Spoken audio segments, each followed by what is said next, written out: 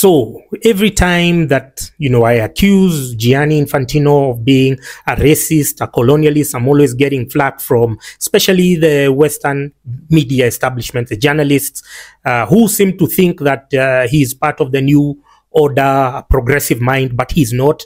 I actually believe that him, together with UEFA President Alexander Seferin, CONCACAF President Victor Montagliani, and CONMEBOL President Alejandro Dominguez, I think that the glue that binds them together is their mutual hate, their mutual contempt for Africa, for African football, and they work in concert, despite them occasionally pulling a public charade, pretending that they are fighting. They have to engage in manufactured tiffs every year, where CONMEBOL and UEFA are threatening that they are going to leave FIFA, but they can't because all of them feed off the same table. So it's in their interest to keep Africans suppressed. They have never taken a stance against Gianni Infantino's encroachment towards African football affairs, despite UEFA president saying severally that it's UEFA's inalienable right to organize its own tournaments, its own activities. But then they sit back and watch as FIFA imposes its own ideology, its own stuff in Africa. And their silence has always been deafening. So we can only conclude that based on their deafening silence, that they are part and parcel of this cartel. Let me give you, one of the glaring examples. There are very many. I'm going to try and highlight as many as possible, but the one and only one that should even leave no shadow of doubt in your mind that Gianni Infantino is a racist imperialist is that when he took over office in 2016, the first department he formed was one of African and Caribbean Affairs, which was headed by Veron Mosengo Omba, who is currently the Secretary General of CAF, imposed against the will of Africans.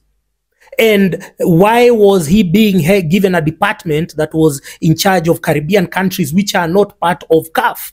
They are members of CONCACAF. They don't even earn the same subventions from FIFA because they access them through CONCACAF, not from CAF. So Gianni Infantino was able to bulk countries from different continents, different confederations, purely based on their skin color, because the Caribbean members are black and Africans are black.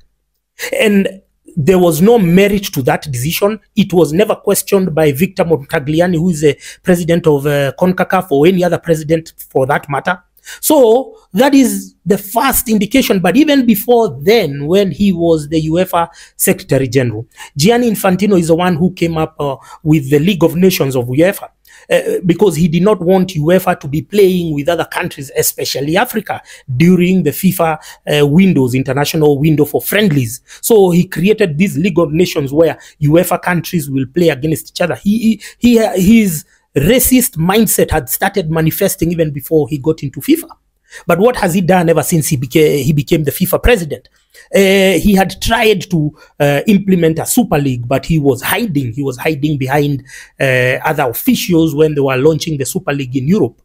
But then, and then afterwards, when the brown stuff hit the fan, he was the first to condemn it and to say. And then they released a statement when there were the 6 confederations, claiming that they will never support a tournament built on such objectives of discrimination. But that was just all empty rhetoric, because what is he doing now? He's launching a similar project in Africa, and nobody is talking to him. Even the Western media are silent, because whenever Africa is on the receiving end, then it's suddenly acceptable that Africa deserves any form of punishment that FIFA meets. Let's talk about punishment. We are going to talk about the FIFA bans.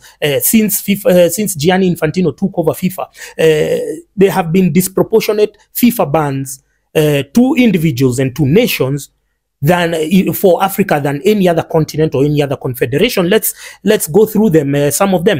2016, Benin was banned under Gianni Infantino. 2017, Mali. 2018, Sierra Leone. 2021, Chad. 2022, Kenya and Zimbabwe. You understand? During the same period, the only other countries outside Africa that he has banned are Pakistan, Guatemala, and India. You can see there is a third world element to that, and then Russia, but not for sporting reasons, but political reasons. Otherwise, if it wasn't for the Russia-Ukraine war, they would still be part of the football family. You understand? So in 2021, FIFA bans 8 nations from hosting qualifiers, 8 African nations. Why? Why are these disproportionate bans to stadium only affecting African countries? Yeah, you see, when we are talking about imperialism, when we are talking about Gianni Infantino maintaining close ties with Emmanuel Macron, we can see the winds of change blowing in West Africa, in Sahel region, because France has been exploiting Africa. They have been forcefully acquiring minerals, human and natural resources, with reckless abandon. Yeah, and Gianni Infantino are so close that even France provided, or Emmanuel Macron provided, an office, a FIFA field office in Paris. This is a friendship. Yeah, you can see it is built on the same principles, on the same mantra of suppressing the African continent. So if the winds of change are blowing across the continent, as regards to the politics, as regards to our engagement with regards to, former colonial powers, then why should we spare FIFA? FIFA has been a colonial, can you imagine, nightmare. They've been a nightmare towards this continent. They came and forced the Confederation of African Football executive committee members, FA presidents, to discard a proper sponsorship, which was to the tune of $1 billion. They forced them to discard it so that they can be condemned to being beggars. As they are beggars, they can be swayed. They can sing to Gianni Infantino's tune. All they want, all the FA presidents, is just to be traveling on free trips. Yeah, and now they want to cancel another sponsorship with beIN Sports, Qatari owned. Yeah, because of what? Because the poorer Africa is, the more Gianni Infantino is able to exert control. He's able to force and to have 54 votes in the basket, so that he can, whatever delusional agenda he wants to pass at the FIFA Congress, he already knows he has a head start of 54 votes. Now let's talk about bans of individuals. In 2018, FIFA or Gianni Infantino banned Kalusha Bwalya and Kwesi Nyantakyi of Ghana. In 2019, he banned Musa Hassan Biliti of Liberia, Chabur Gokalei of South Sudan, and Muketsi Koktelele of Botswana. In 2020, he banned Manuel Nascimento of Guinea-Bissau and Ahmad Ahmad of Madagascar. In 2021, he banned Jamal Malinzi of Tanzania and Constant Omari of DRC. Yeah, let's look at the transfer bans for clubs. Yeah, I haven't mentioned all of them, but I'll just brush through some. Motema Pembe, they were given a transfer ban in 2020. 2021, Club Africain of Tunisia, Lusaka Dynamos, Gor Mahia, the 3 of them were handed transfer bans. In 2023, Yanga SC of Tanzania, AFC Leopards of Kenya, Zamalek, Royal AM of South Africa were handed transfer bans. These are just but a few that I'm mentioning. Yet, if we had read everything about the football leagues, we know what had happened with clubs like Manchester City. They were never meted out with such severe penalties. They are able to be allowed to get away. They are slapped on the wrist with some minor repercussions. But Africa is always bearing the brunt of Gianni Infantino's racist and imperialist intervention. You saw what he has done now in CAF.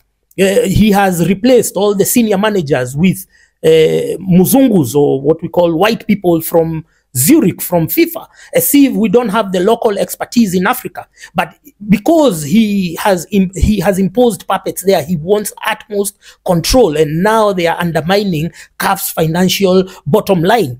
CAF is being demolished, is being cannibalized as we speak currently, because even the immediate former president called Ahmad Ahmad, who was there at Gianni Infantino's behest, he executed a lot of financial crimes, but he was just allowed to demolish and to exhaust all of FIFA's reserves. So what we need African nations to do right now is to become, is to take it a notch higher, because we are tired of Gianni Infantino's and his racism and his meddling and his retrogressive interventions.